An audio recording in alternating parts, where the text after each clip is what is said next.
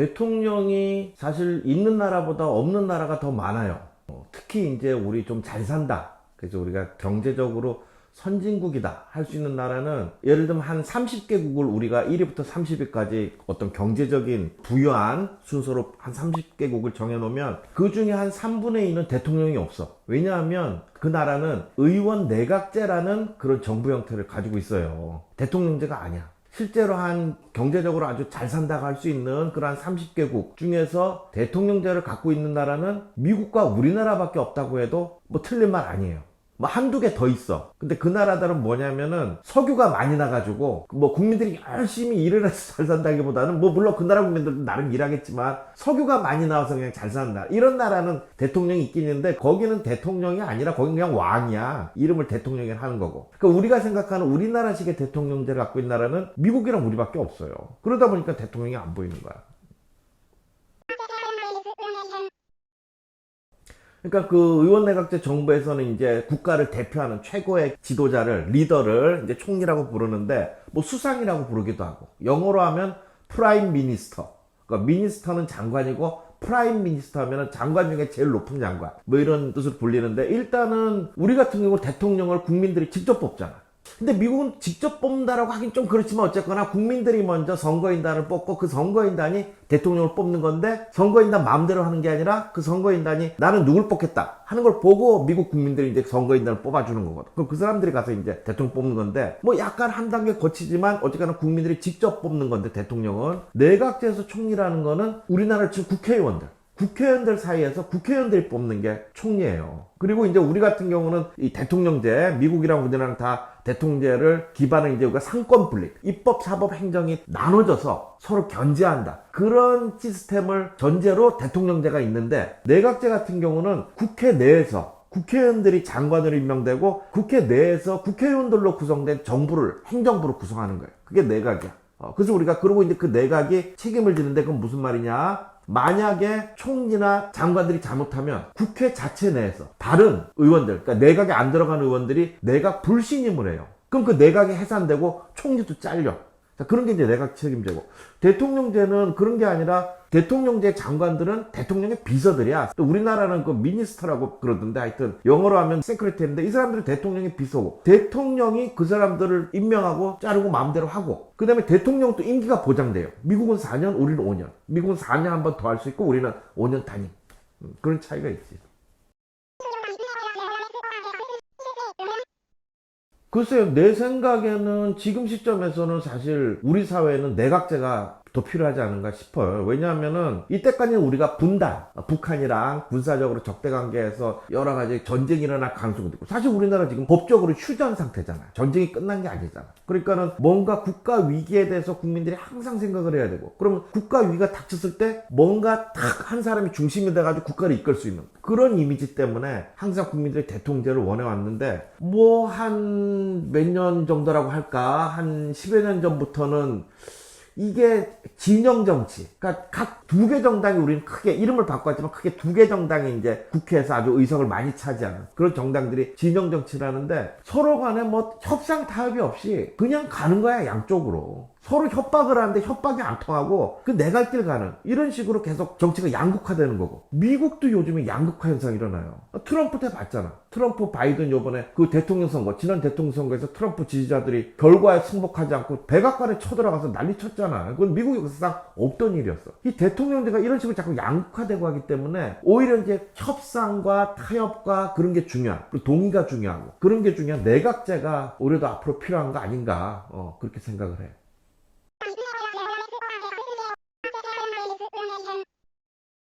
일단 대통령제도 타협이 잘 될 수가 있는데, 현재 일어나는 현상들이 미국이나 우리나라나 타협을 잘 안 하려고 그래. 근데 이제 내각제는 유럽의 대다수 국가가 다 내각제예요. 근데 이 나라들은 내각제가 잘 되려면 일단 정당이 여러 개로 국회 안에 들어와 있는, 국회 의석을 갖고 있는 정당들이, 여러 정당들이 들어와야 돼. 미국 같은 경우는 공화당, 민주당밖에 없잖아. 우리도 국민의힘, 뭐 민주당밖에 없잖아. 뭐 정의당 있지만 몇 석 되지도 않고. 그러니까 여러 정당이 국회 안에 들어와가지고 그 정당들이 이제 한 정당이 그러고 과반, 그러니까 반 이상을 장악하면 안 돼요. 그럼 혼자 그냥 독주할 거 아니야. 그러니까는 이 의원내각제가 잘 되려면 여러 개 정당이 국회 안에 의석을 가지고 그 한 정당이 막 혼자 독주 못하게 반을 못 넘게 만들어 놓고 정당끼리 협상을 통해서 일종의 연합정부를 탄생시킬 때, 그러면은 예를 들면은 두 정당이 합쳐서 반을 넘게 해가지고 연합정부를 탄생시켰는데 한 정당이 약속을 안 지킨다. 그러면 파트너였던 다른 정당이 연합정부에 못 들어온 다른 정당이랑 또 연합을 할 수가 있어요. 그러니까는 서로 간에 약속을 지켜야만 연합정부가 지속되는 거지. 그렇기 때문에 내각제에서는 타협과 협상이 없으면 정부가 굴러가질 않아.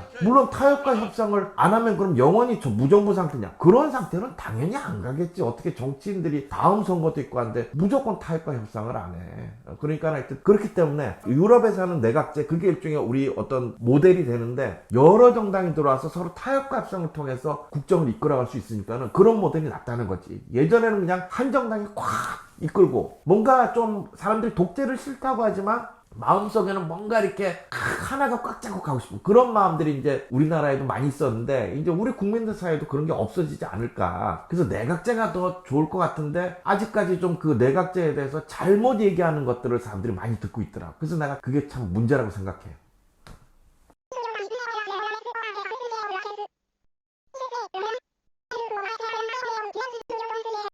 뭐 싸우는 거는 싸울 수 있지. 사실 의원내각제 원조인 영국도 사실상 양당제예요. 보수당과 노동당. 지금 노동당이 한 1, 20년 잡으면 또 보수당 보통 한 10년 텀으로 이렇게 바뀌나? 그렇게 되는데, 지금 이제 보수당이 잡고 있지. 그래가지고 그 보리스 존슨 총리라고, 왜 머리 이렇게 그 더맨더머에 나오는 그 짐 캐리 말고 딴 배우 있잖아. 그 사람처럼 생긴 보리스 존슨 총리가 얼마 전에 그만두고 리즈 트러스 총리라고 여성 총리가 45일 만에 사임했어요. 그리고 이제 또 새로 총리가 된 사람이 수낙. 리치 수낙이라는 이름은 내가 안악수나문, 그 예전 무슨 영화에 나온 그런, 이 사람 인도계, 영국 역사상 최초로 유색인종, 이민 2세, 3세로서 이제 영국에서 정치인으로, 영국 사람이지, 국적은. 이 사람이 이제 새 총리가 돼가지고 굉장히 세계적으로 각광받고 있는데, 영국도 상원 하원인데, 상원은 영국은 중요하지 않아. 그건 뭐 귀족들 뭐 그냥 형식적인 거고, 하원이 사실상 국회인데, 영국 하원 회의장 가면 양쪽을 서로 쳐다봐. 그럼 막 싸워. 막 싸우는데 우리나라 싸우는 거랑은 조금 틀려요. 영국 국회의원들도 막 욕하고 싸우는데, 그래도 그 사람들은 현재 정책에 대한 쟁점을 가지고 싸우다가 흥분하면 욕도 하고 이런다고. 근데 우리는 그런 게 아니고 그냥 인신공격이야. 정책에 대한 것도 없어. 그냥 무조건 인신공격이고, 그런 말 있잖아. 메시지에 대해서 평가해야 되는데 메시지는 평가 안 하고 메신저만 막 공격하는 거. 우리는 그런 식으로 되니까. 그게 그런 게 왜 되느냐. 정치가 자꾸 양극화되는 거야. 양극화. 진영 논리가 돼가지고 우리 진영 사람이 한 건 다 맞고 상대방 진영이 한 거는 다 틀리고, 상대방 진영이 그런 행동에서 틀렸다고 그랬는데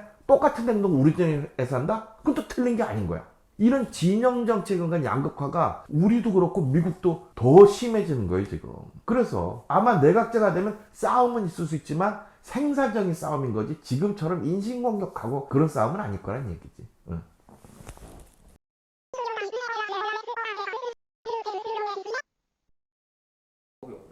글쎄 뭐 대통령제에 대해서 잘 알려면 그 웨스트윙이라고 7년간 한 시즌 7까지 나오는 그 유명한 미국 드라마, MBC 드라마인데, 미국 국민들도 그 웨스트윙 보면서 굉장히 대통령제에 대한 이해를 또 새롭게 했다고 그러더라고. 정치에 관심도 가지고. 이제 그런 성격의 드라마가 있을까? 뭐 영국 정치 드라마가 아무래도 의원내각제니까 그런 게 있겠지만, 또 영국 같은 경우는 또 황실과의 관계, 그런 관계도 있기 때문에, 이 최근의 드라마 우리가 볼 수 있는 것 중에서는 덴마크 드라마인데 넷플릭스에서 볼 수 있어요. 원제는 보르겐이야, 보르겐. 내 발음이 정확한지 모르겠다. 이게 우리나라로 치면은 대한민국 정치 1번지 어디냐? 여의도. 덴마크 정치 1번지 어디냐? 보르겐. 그 보르겐이랑 지역 이름인데, 이제 주인공은 이 의원내각제에서 여성 총리가 탄생을 하는 거예요. 그래서 우리나라 제목으로 무슨 여총리 뭐 키르 이름이 뭐였더라? 비르키르인가? 뭐 그런 말이 이제 덴마크 말이다 보니까는 번역도 조금 엉성하고, 그래서 조금 처음에 정주행 시작하기 힘들다고 그러지만 덴마크의 내각제 정부가 어떻게 운영되는가에 대해서는 굉장히 잘 만들어진 드라마라는 얘기가 있으니까 뭐 그거 한번 보는 것도 괜찮을 것 같아요.